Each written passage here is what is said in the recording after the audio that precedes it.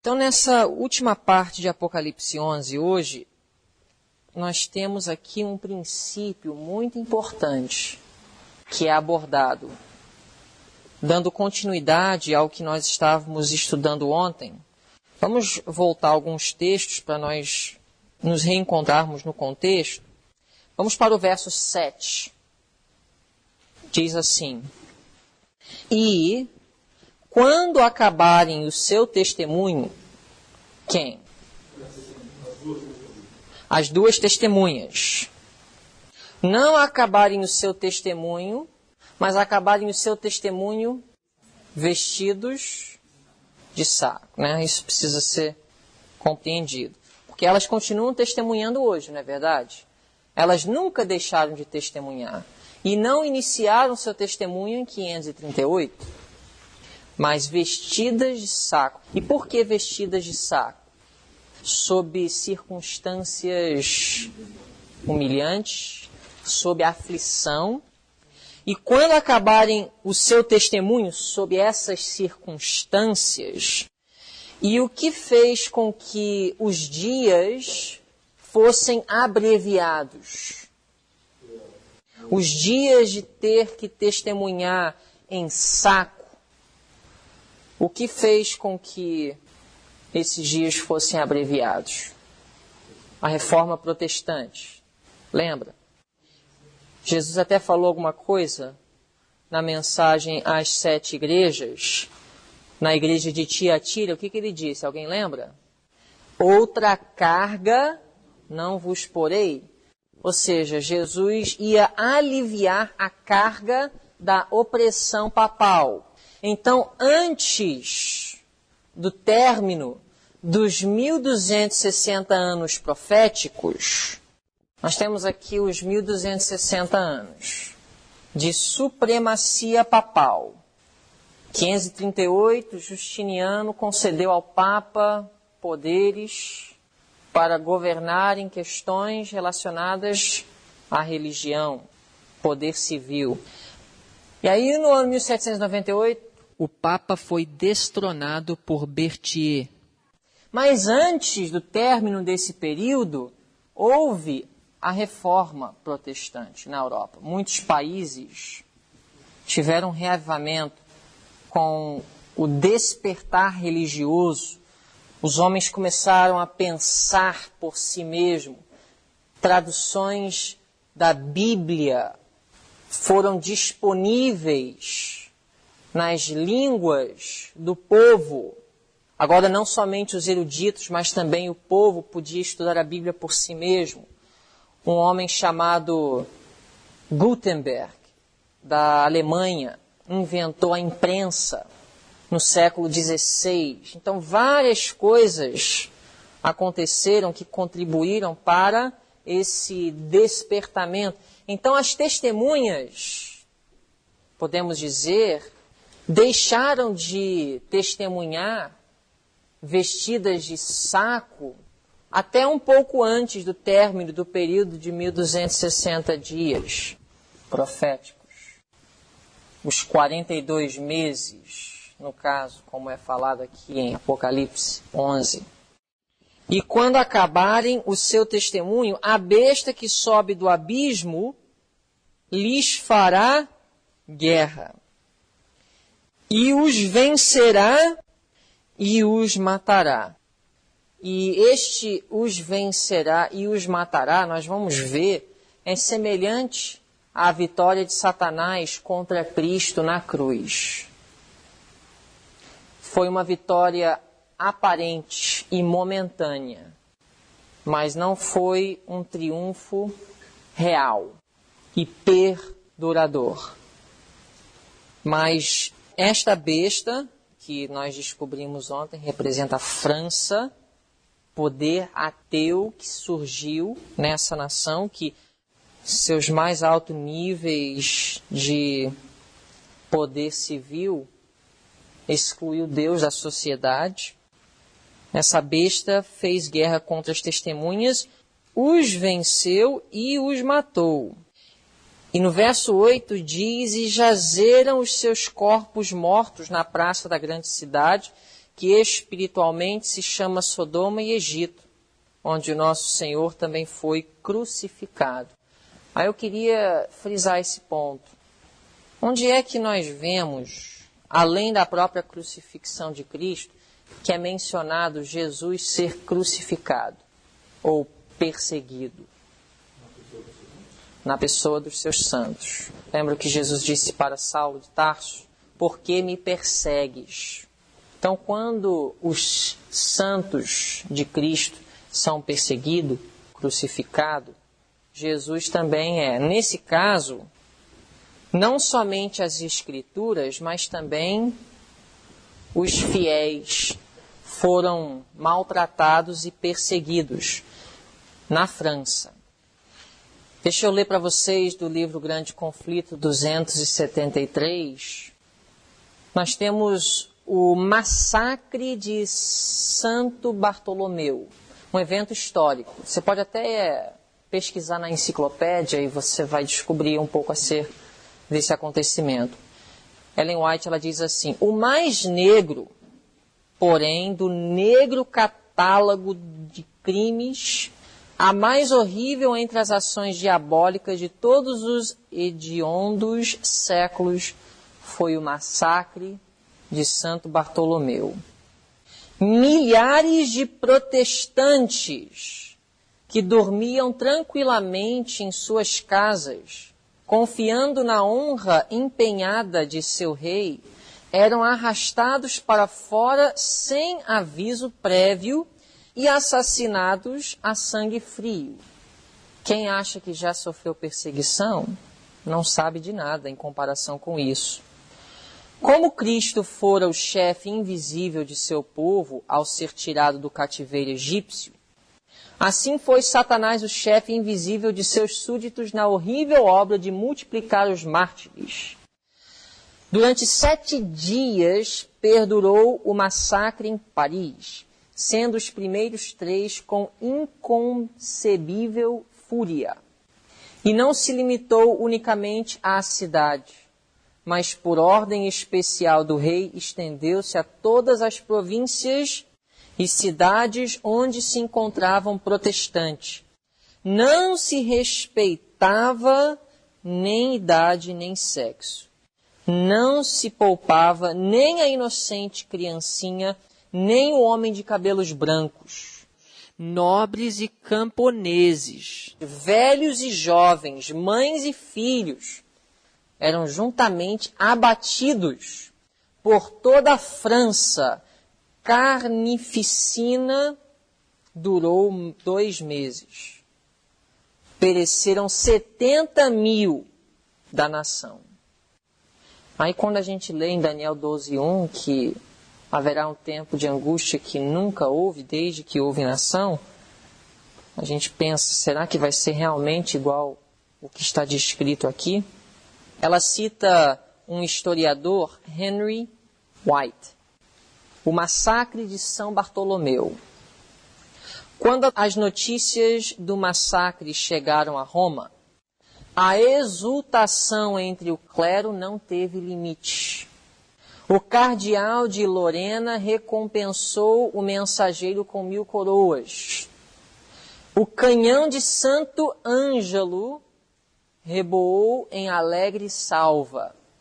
Os sinos tangeram em todos os campanários. Fogueiras festivas tornaram a noite em dia. E o Papa Gregório VIII, acompanhado dos cardeais e outros dignatários eclesiásticos, foi em longa procissão à igreja de São Luís, onde o cardeal de Lorena cantou o Te Deum. Uma medalha foi cunhada para comemorar o massacre. E no Vaticano ainda se podem ver 3 afrescos de Vasari descrevendo o ataque ao almirante, o rei em conselho urdindo a matança, e o próprio morticínio. Gregório enviou a Carlos a rosa de ouro, e 4 meses depois da carnificina, ouviu complacentemente ao sermão de um padre francês que falou daquele dia tão cheio de felicidade e regozijo em que o Santíssimo Padre recebeu a notícia e foi em aparato solene dar graças a Deus a São Luís.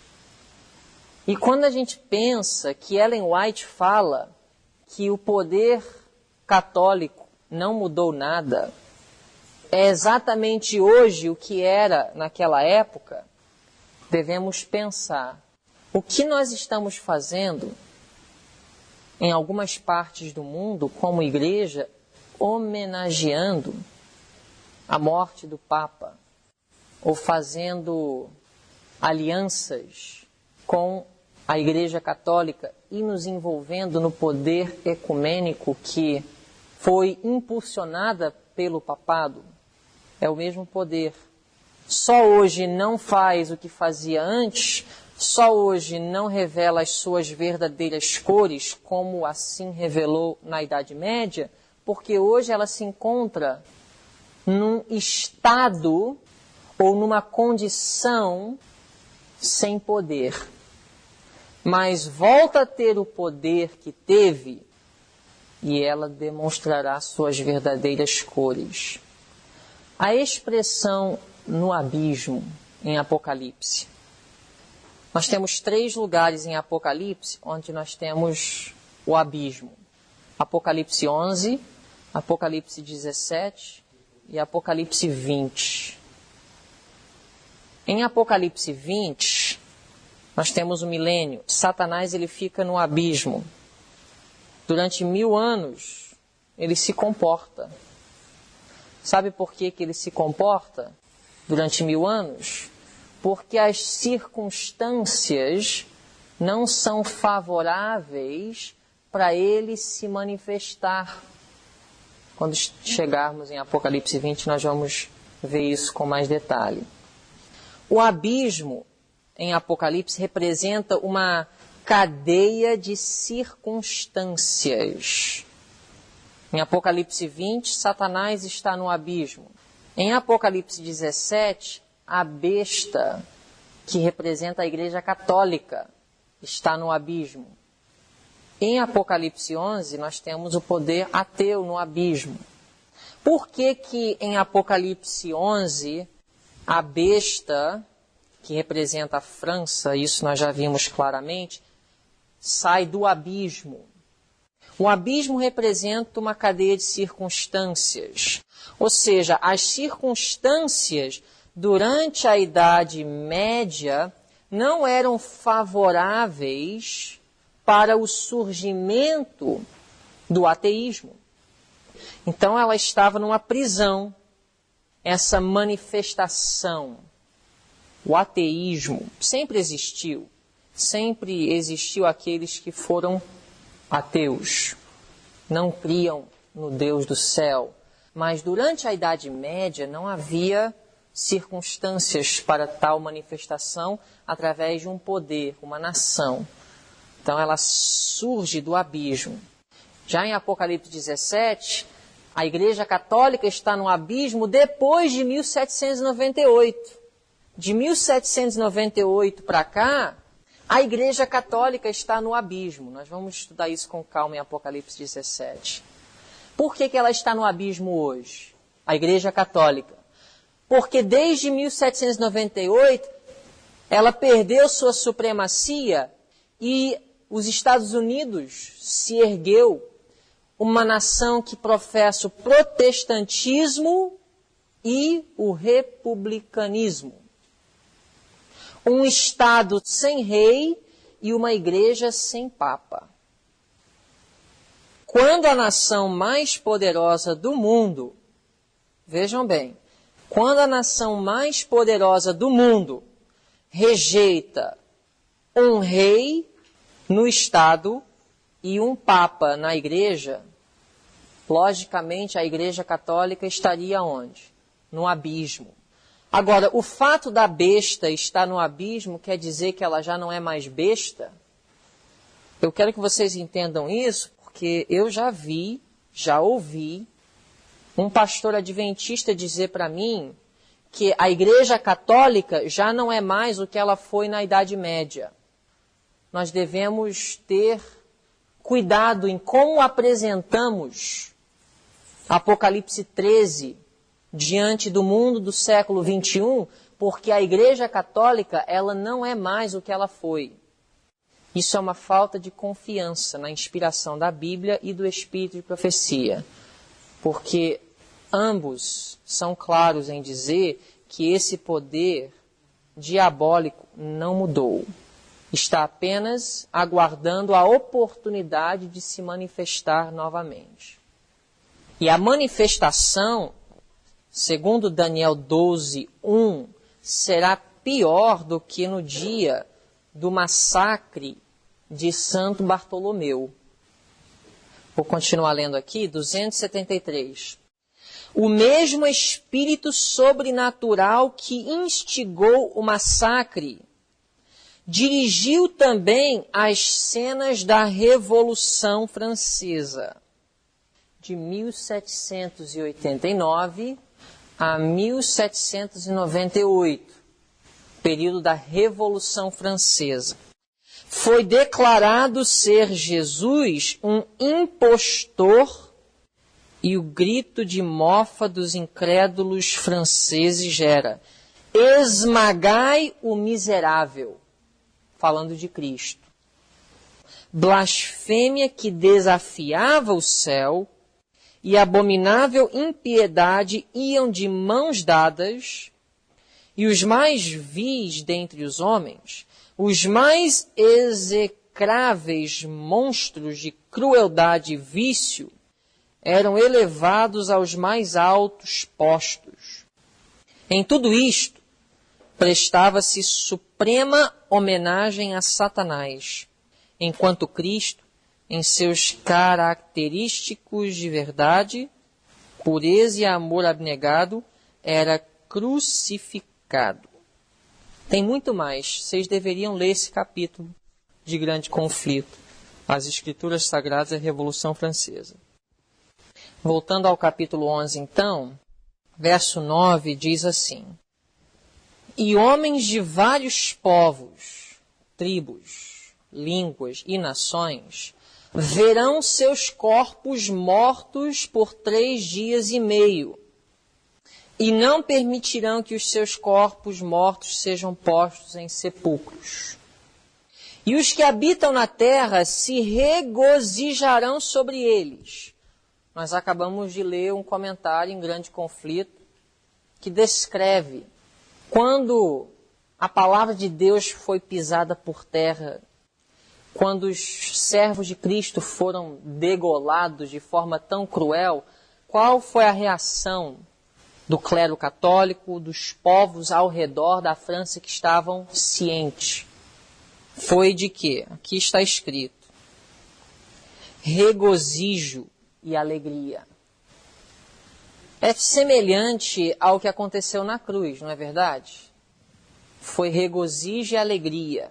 Satanás aparentemente teve a vitória sobre Cristo. É sempre assim no grande conflito. Aquele que vai triunfar no final, sempre aparentemente está sendo vencido. Sempre. Por isso que se você sair na rua e você for maltratado, injustiçado, explorado, e você vira as costas e vai embora dizendo: Senhor, a vingança pertence a ti, cabe a mim confiar. Todos vão olhar e vão dizer: ele foi humilhado, ele foi derrotado, ele perdeu a batalha. Podem até te chamar de frouxo ou de não sei o que mais, covarde. Mas o fato dessa pessoa ter conseguido se controlar foi vitória no grande conflito. Talvez a batalha, aos olhos humanos, foi perdida, mas a guerra pertence a Cristo e ele é vencedor no final. Então, nós temos uma linguagem aqui parecida com a crucifixão de Cristo. E a mesma coisa aparentemente acontece. Veja só. E os que habitam na terra se regozijarão sobre eles e se alegrarão e mandarão presentes uns aos outros. Porquanto estes 2 profetas tinham atormentado os que habitam sobre a terra. Eu gostaria de falar muito sobre esse ponto. Quem são os dois profetas? Antigo e Novo Testamento. O que a Bíblia fala que o Antigo e Novo Testamento faz com os que habitam sobre a terra? Atormentam.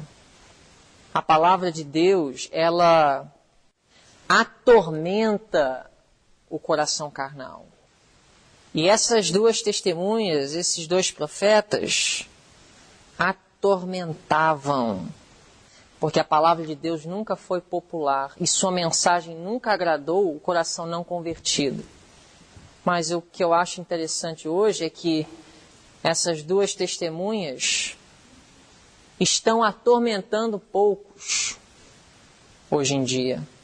Não porque elas perderam sua força, mas porque aqueles a quem foi confiados a palavra de Deus, os oráculos divinos, estão com medo de trazer o pecador ao arrependimento, chamando o pecado pelo seu nome exato.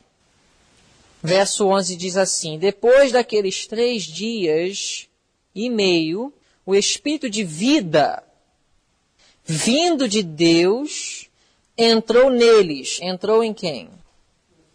Agora vocês entendem, né? Uma linguagem simbólica. Neles representa quem?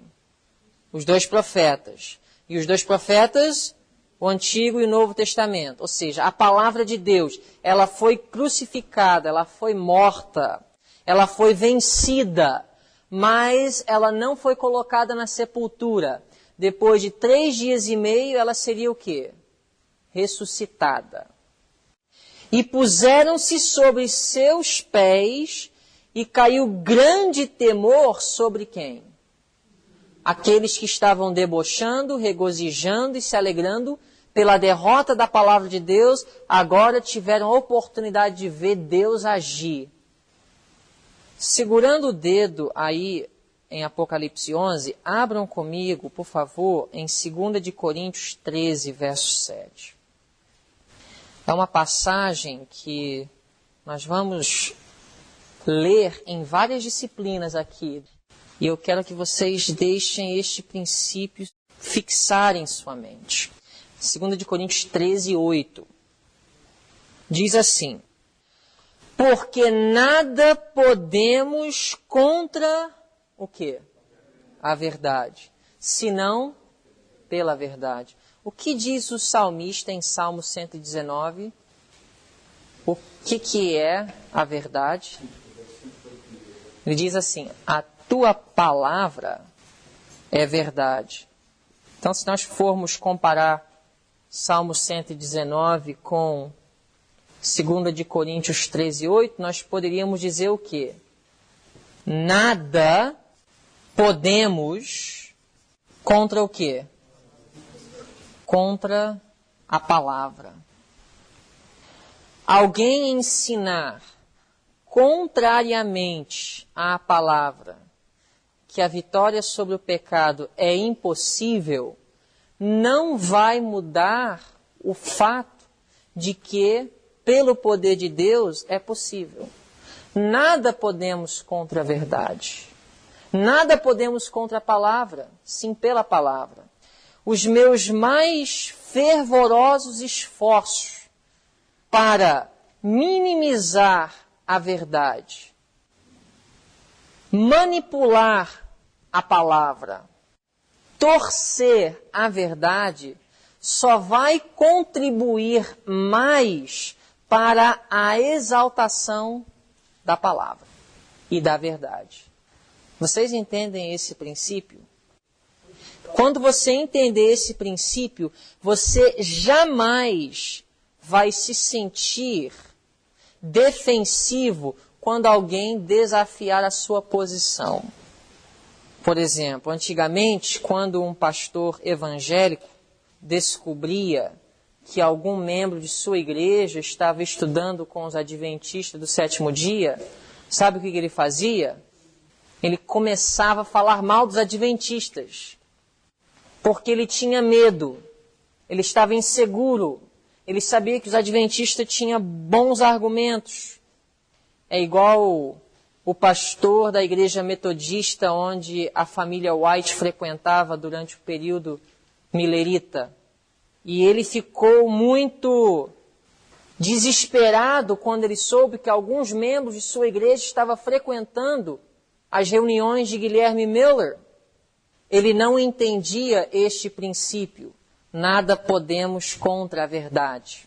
Se ele entendesse este princípio, ele diria: os meus membros podem frequentar, porque Guilherme Miller está falando mentira mesmo, e o Espírito Santo é capaz, se eu doutrinei bem os meus membros, de discernir a diferença entre a verdade e o erro. Eu não preciso ameaçar os meus membros contra irem e não preciso falar mal de Guilherme Miller. Só que ele não tinha segurança, ele não tinha firmeza naquilo que ele cria. Então ele precisou de ameaçar e difamar. Duas ferramentas que são usadas somente por aqueles que não têm segurança naquilo que creem. Nada podemos contra a verdade. Eu sei que, pelo menos antigamente, se um membro da igreja adventista chegasse para o pastor e falasse: pastor, veio alguns missionários da igreja dos Mormons na minha casa, me oferecendo estudo. Se eles voltarem de novo, será que eu deveria estudar com eles? O pastor adventista diria: claro, com maior prazer você deveria estudar com eles. Porque o adventista sabe que jamais o argumento do Mormon vai ter como ser sustentado à luz da compreensão da nossa igreja, da Bíblia. Testemunho de Jeová, a mesma coisa. O adventista do sétimo dia nunca, pelo menos até recentemente, teve medo de sentar e dialogar com aqueles que creem diferentemente deles. Isso não é o espírito protestante, não foi o espírito de Paulo. Paulo compreendeu que perseguição, quando o sangue do Marte era derramado, aquilo era apenas semente que ia dar uma multiplicação dentro da igreja de membros. Perseguição não podia derrotar a causa da verdade. Heresias não poderia derrotar a igreja. Jesus disse: a porta do inferno não prevalecerá contra ela. Nada podemos contra, sim pela. Satanás, no grande conflito, tudo que ele fizer só vai contribuir mais para a exaltação do caráter de Deus diante do universo do que se ele nunca tivesse manifestado sua rebelião. Isso é o mais interessante. A união entre Deus e a humanidade será mais íntima depois da queda do que se o homem nunca tivesse caído. Tudo que Satanás fez para frustrar os propósitos de Deus só contribuirão para trazer mais resultados e sucesso aos propósitos divinos. Nada podemos contra a verdade, sim pela verdade. À luz desse princípio, vamos voltar a Apocalipse 11.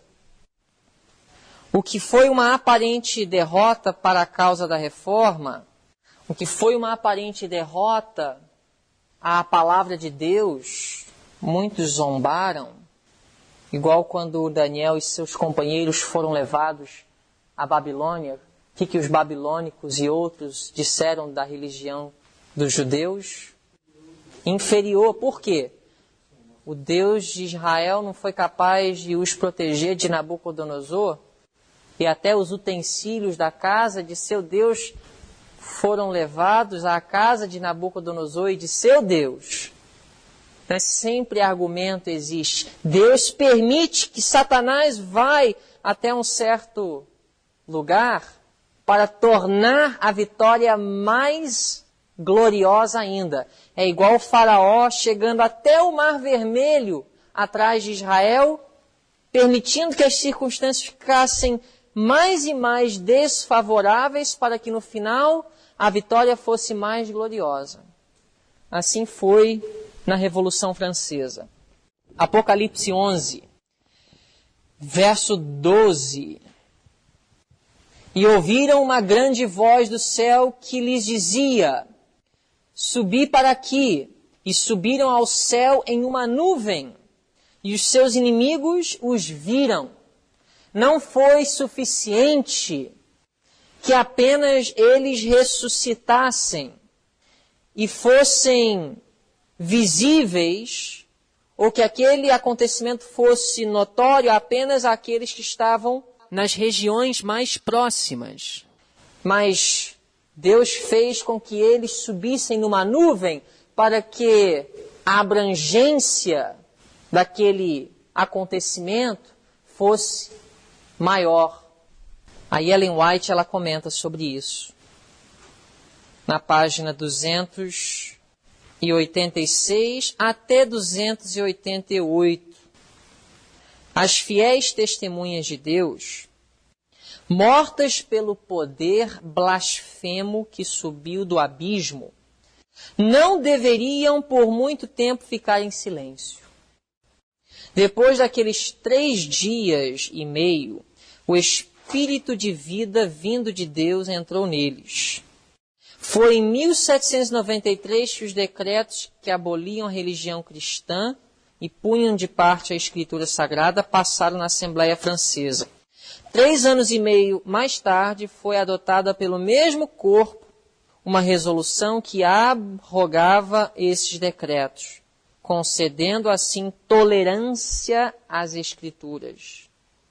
O mundo ficou estupefado ante a enormidade dos crimes que tinham resultado da rejeição das Escrituras.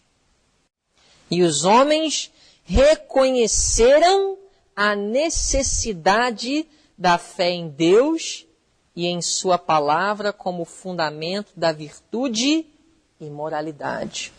Eu queria frisar o seguinte: o reavivamento, a ressurreição das 2 testemunhas da palavra de Deus não foi uma intervenção direta de Deus. Foi o curso natural das coisas. O que eu quero dizer com o curso natural das coisas? A palavra de Deus foi rejeitada na sociedade. Toda espécie de crime, imoralidade tomou lugar na sociedade. Com pouco tempo, as pessoas se cansaram da anarquia que prevaleceu. Eles foram até ao ponto de abandonarem o ciclo semanal de 7 dias, porque, diferente do ciclo diário, e o ciclo mensal e o ciclo anual, que pode ser visto através do estudo de astronomia, o ciclo semanal só se encontra em um lugar, na palavra de Deus.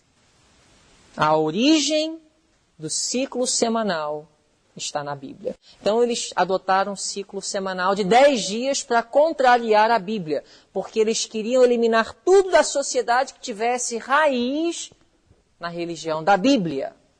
E até nisso, as pessoas, a sociedade, não aguentaram.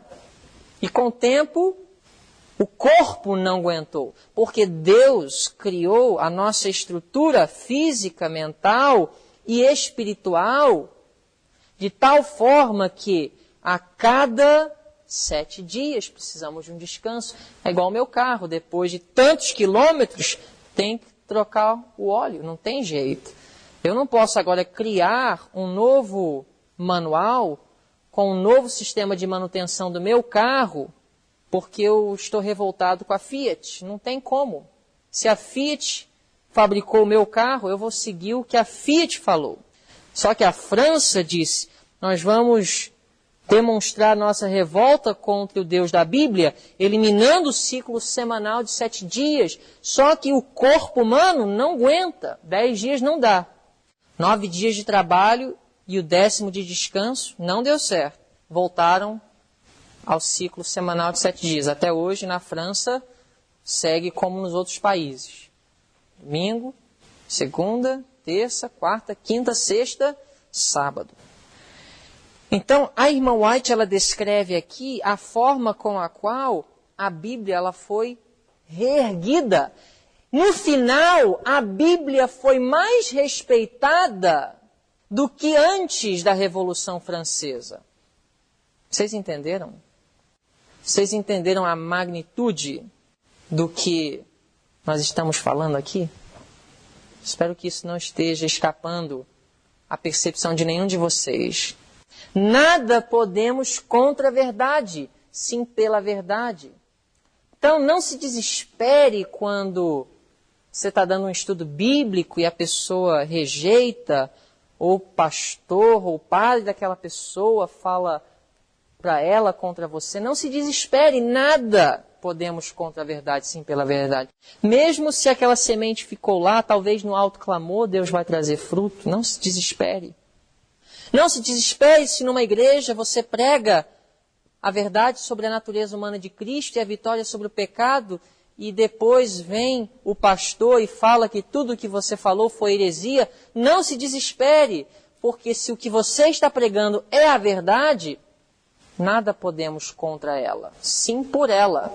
Alguém vir contrariar o que você falou só vai exaltar mais ainda a verdade de Deus. É a lei do universo que não pode ser mudado. Nada podemos contra a verdade, sim pela verdade. Alguém diz, comer carne não tem nada a ver, e você está tentando educar o povo em relação à reforma de saúde, não se preocupe. Nada podemos contra a verdade, sim pela verdade. Deus vai exaltar sua verdade acerca do regime alimentar, da reforma de saúde. Nada podemos contra a verdade, sim pela verdade. Ellen White continua dizendo, desde que a França fez guerra às duas testemunhas de Deus, elas têm sido honradas como nunca antes. Vocês ouviram? Desde que a França fez guerra às duas testemunhas de Deus, elas têm sido honradas como nunca antes. Agora ela vai dar alguns exemplos. Em 1804 foi organizada a Sociedade Bíblica Britânica e Estrangeira. Seguiram-se-lhe organizações semelhantes, como numerosas filiais no continente europeu. Em 1816 fundou-se a Sociedade Bíblica Americana. Quando se formou a Sociedade Britânica, a Bíblia havia sido impressa e circulara em 50 línguas. Desde então foi traduzida em mais de 1000 línguas e dialetos. Tudo isso depois da Revolução Francesa. Durante os 50 anos anteriores a 1792, pouca atenção se dera à obra das missões estrangeiras. Nenhuma nova sociedade se formou. E não havia senão poucas igrejas que envidavam algum esforço para a propagação do cristianismo nas terras gentílicas. Mas pelo fim do século XVIII, grande mudança ocorreu. Os homens se tornaram descontentes com os resultados do racionalismo e compenetraram-se da necessidade de revelação divina e da religião experimental. Desde esse tempo, a obra das missões estrangeiras tem atingido crescimento sem precedentes. Vejam bem, a história se repete. Como é que o evangelho foi aos gentios nos dias dos apóstolos? O que impulsionou a proclamação do evangelho entre os gentios? Alguém sabe? Perseguição e difamação e opressão. Atos 8 relata esse fato. O que fez com que a semente do evangelho brotasse no coração de Saulo de Tarso? Derramamento do sangue de Estevão. A história se repete. A natureza humana é a mesma. Então, com a tentativa de Satanás de destruir a palavra de Deus, houve a partir do ano 1798 uma expansividade extraordinária, não somente das missões, mas de traduções da palavra de Deus, de estabelecimento de novas igrejas e tudo mais. Vamos então só terminar no verso 13 de Apocalipse 11. E naquela mesma hora houve um grande terremoto. Ellen White descreve esse terremoto não como sendo um terremoto literal. E caiu a 10ª parte da cidade, e no terremoto foram mortos 7.000 homens. E os demais ficaram muito atemorizados e deram glória ao Deus do céu. É passado o segundo ai, eis que o terceiro ai cedo virá. Então, embora já havia sido mencionada, a 7ª trombeta ainda não iniciou a ser tocada. Ainda estamos antes do período de 1844. Agora, querendo maiores informações ou observações sobre o terremoto, os 7.000 homens, tem pouco a dizer, mas vocês podem ler em Grande Conflito e também no livro de Urias Smith. A 7ª trombeta. A 7ª trombeta, 1844 até a volta de Cristo. O último golpe sobre os reinos terrestres. E o 7º anjo tocou a sua trombeta, e houve no céu grandes vozes que diziam. E agora o que segue são coisas que aconteceriam durante o tocar da 7ª trombeta. Os reinos do mundo vieram ser de nosso Senhor. O que está acontecendo durante o período do tocar da 7ª trombeta? A obra do juízo investigativo. Quem lembra Daniel 7? Durante o juízo, Jesus está recebendo do Pai o quê? Um reino. E por que, ou melhor dizendo, o que tem a ver o juízo investigativo com Jesus receber um reino?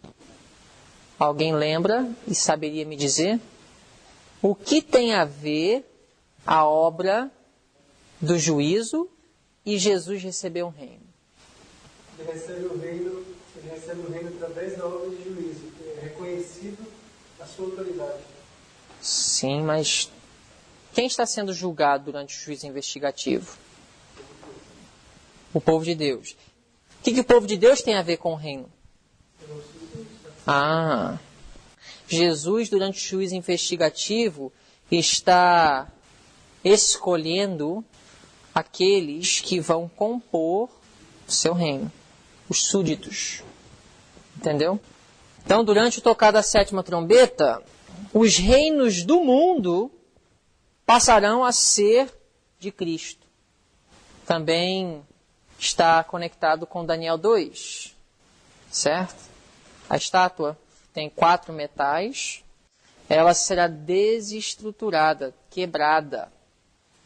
E os 24 anciãos que estão assentados em seus tronos diante de Deus, prostraram-se sobre seus rostos e adoraram a Deus, dizendo: graças te damos, Senhor Deus Todo-Poderoso, que és e que eras e que hás de vir, que tomaste o teu grande poder e reinaste. Aí verso 18.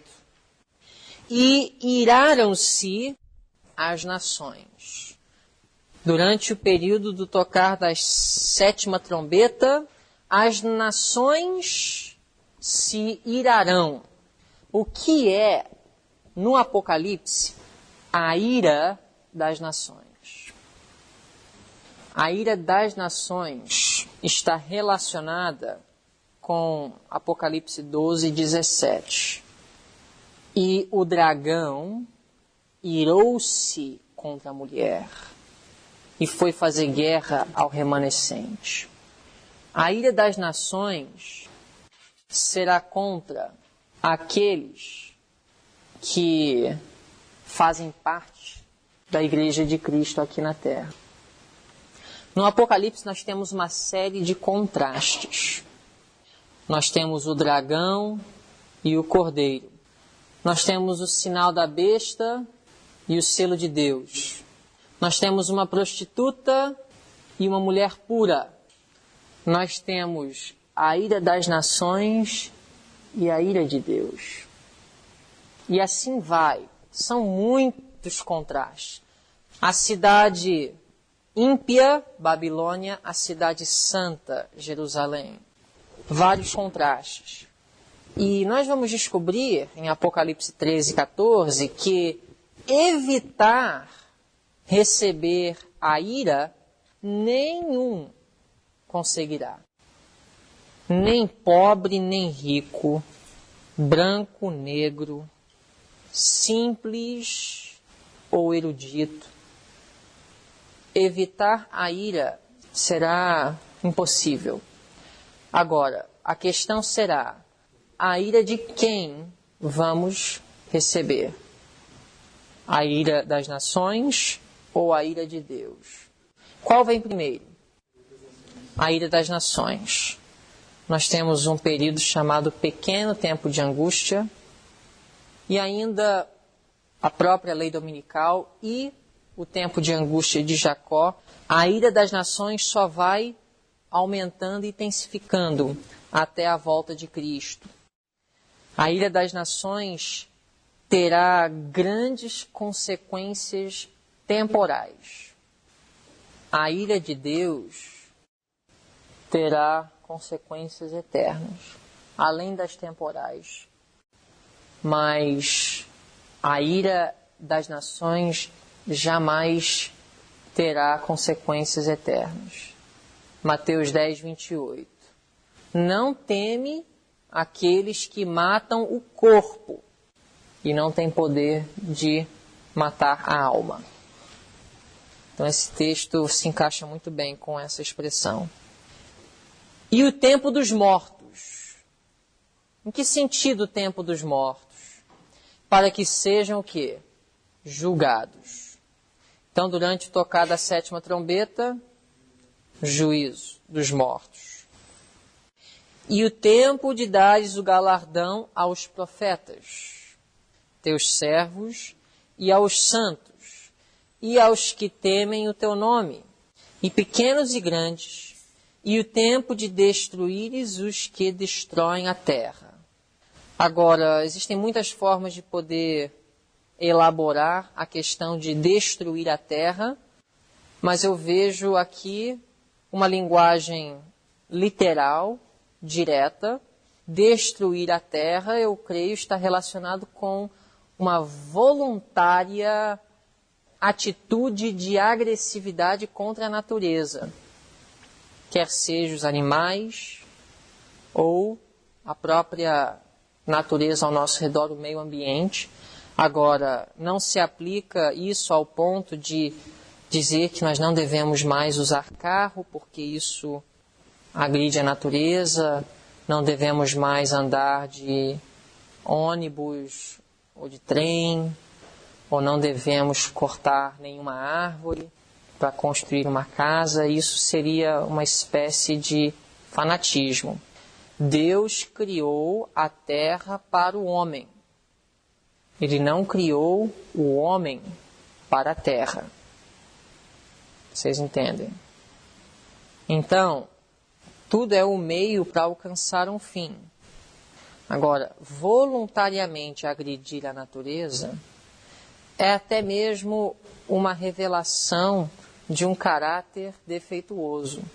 Por exemplo, maltratar um animal, assim, voluntariamente, revela a ausência do Espírito de Cristo na vida.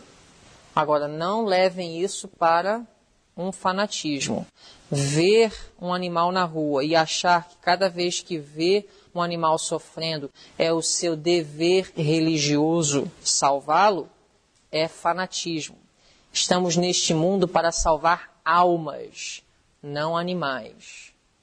Porém, é necessário nós não maltratarmos voluntariamente. Ter prazer em ver o sofrimento de um animal revela o espírito de Satanás. Por isso, Deus disse, chegará o tempo de destruir os que destroem a terra. Tratar animal como gente também é uma coisa que, podemos dizer, um desperdício de recursos que poderiam ser empregados com a salvação de almas. Então, Deus ele vai castigar aqueles que destroem a terra. Na realidade, o destruir a terra, agredir a natureza voluntariamente, é uma manifestação de um caráter que não foi transformado por Cristo. Aí o verso 19, abriu-se no céu o templo de Deus e a arca da sua aliança. Agora, a arca da aliança fica em qual compartimento do santuário? O Santíssimo. Então, aqui nós podemos dizer que estamos realmente no juízo investigativo. Estamos realmente no período após 1844.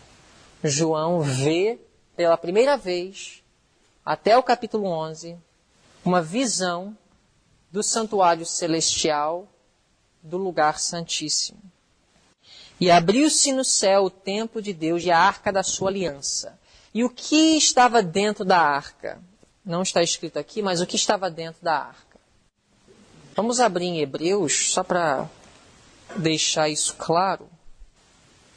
Se você estiver dando um estudo, você quer provar que a lei de Deus não foi abolida, uma boa forma de mostrar.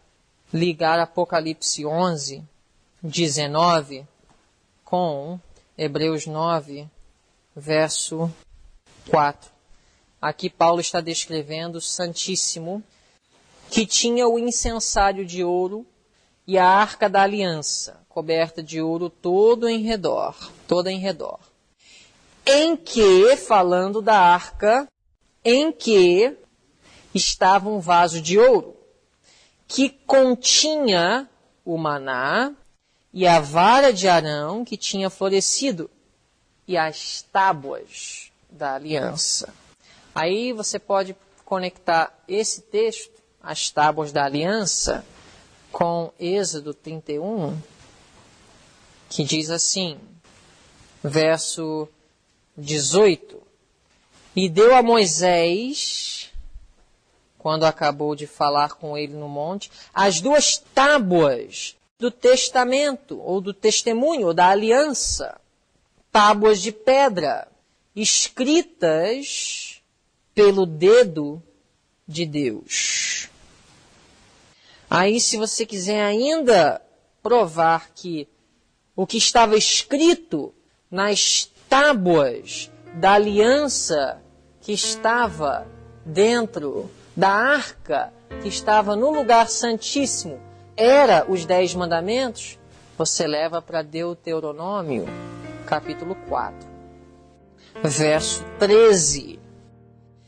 Então vos anunciou ele a sua aliança, o seu testamento, que estava escrito nas tábuas, que vos ordenou cumprir. O que ele diz depois? Os 10 mandamentos.